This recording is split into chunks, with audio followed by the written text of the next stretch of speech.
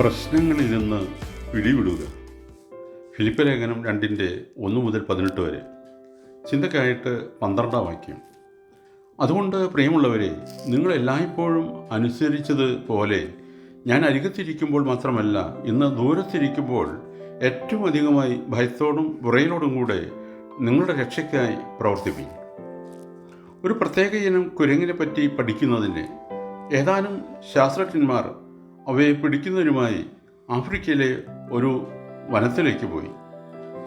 കുരങ്ങന്മാരെ യാതൊരു ഉപദ്രവം തട്ടാതെ ജീവനോടെ പിടിക്കണമായിരുന്നു. അതിനവർ ഒരു കൗശലം കണ്ടുപിടിച്ചു. അവർ കുരങ്ങിന് ഏറ്റവും ഇഷ്ടമുള്ള കുറേ കായ്ക്കനികൾ നീണ്ട കഴുത്തുള്ള ഭരണികളിലിട്ട് ഒരു സ്ഥലത്ത് വെച്ചു. പിന്നീട് അവർ ക്യാമ്പിലേക്ക് തിരിച്ചുപോയി. കുരങ്ങന്മാർ ആ ഭരണിയുടെ ചുറ്റും കൂടി. ഭരണിക്കുള്ളിലുള്ള കനികൾ കണ്ടപ്പോൾ നാവിൽ വെള്ളമൂറി. അവ ഭരണിക്കുള്ളിലേക്ക് കൈയിറക്കി. ഭരണിയുടെ കഴുത്തിൽ കൂടി കഷ്ടിച്ച് കൈ കടത്താമായിരുന്നു. പക്ഷേ പഴം കയ്യിൽ മുറുക്കി പിടിച്ചുകൊണ്ട് ഭരണിയുടെ ഒതുങ്ങിയ കഴുത്തിൽ കൂടി കുരങ്ങിനെ കൈ വലിച്ചെടുക്കുവാൻ കഴിയുമായിരുന്നില്ല. കൈയുള്ള കനി വിട്ടുകളയുവാൻ ഒട്ടും തയ്യാറുമില്ല. അവ പഠിച്ച പണി 18 നോക്കി. കനി മുറുക്കെ പിടിച്ച് മുഷ്ടി ഒരു വിധത്തിലും വലിച്ചെടുക്കാൻ അവയ്ക്ക് കഴിഞ്ഞില്ല. ജീവൻ പോയാലും മുറുക്കി പിടിച്ചിരിക്കുന്ന മുഷ്ടി അയക്കാൻ കുരങ്ങൊരിക്കലും തയ്യാറാകുകയില്ല. ഇതിനാണ് മർക്കടമുഷ്ടി എന്ന് പറയുന്നത്. ശാസ്ത്രജ്ഞന്മാർ വന്ന് ആ കുരങ്ങന്മാരെ ജീവനോടെ പിടികൂടുകയും ചെയ്തു. ഈ കഥ കേൾക്കുമ്പോൾ, ഹേ കുരങ്ങന്മാരെ, നിങ്ങൾക്ക് ആ കനിയിൽ നിന്ന് പിടി വിട്ട് കൈ വലിച്ചെടുത്ത് കൂടായിരുന്നുവോ എന്ന ചോദ്യം നമ്മുടെ മനസ്സിൽ ഉദിക്കാതിരിക്കുകയില്ല. എന്നാൽ കുരങ്ങിൻ്റെ സ്വഭാവം അതാണ്. കുരങ്ങിൻ്റെ സ്വഭാവമുള്ള അഥവാ മർക്കടമുഷ്ടിയുള്ള മനുഷ്യർ നിരവധിയുണ്ട്.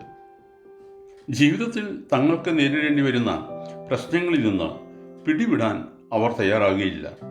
അവയെ മുറുകെ പിടിക്കും തോറും അവയ്ക്ക് തങ്ങൾ അടിമകളാകുകയാണെന്നുള്ള വസ്തുത അവർ മനസ്സിലാക്കുന്നില്ല.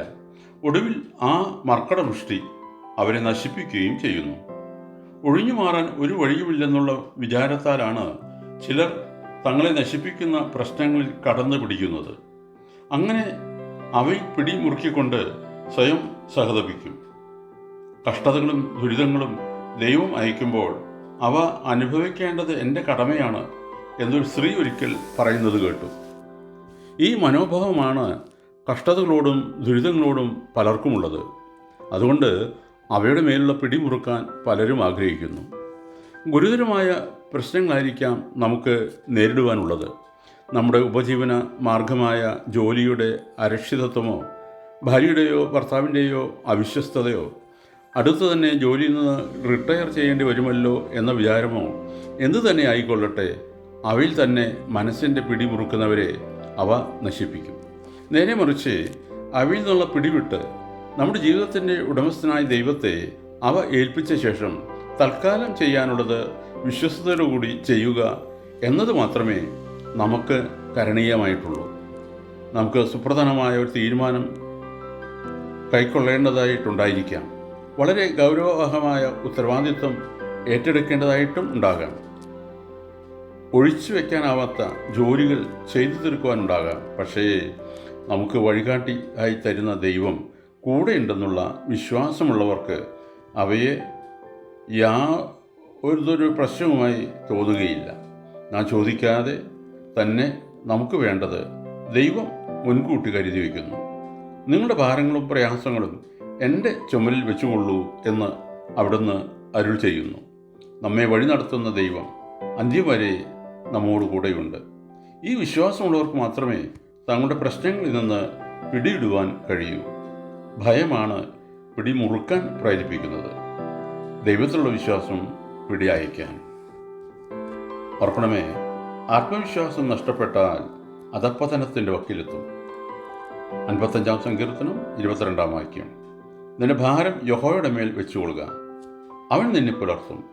നീതിമാൻ കുലുങ്ങിപ്പോകുവാൻ അവൻ ഒരു നാളും സമ്മതിക്കുകയില്ല. ദൈവം അനുഗ്രഹിക്കട്ടെ. പ്രാർത്ഥനയോടെ കർത്തൃശുശ്രൂഷയിൽ എളിയ ദാസൻ.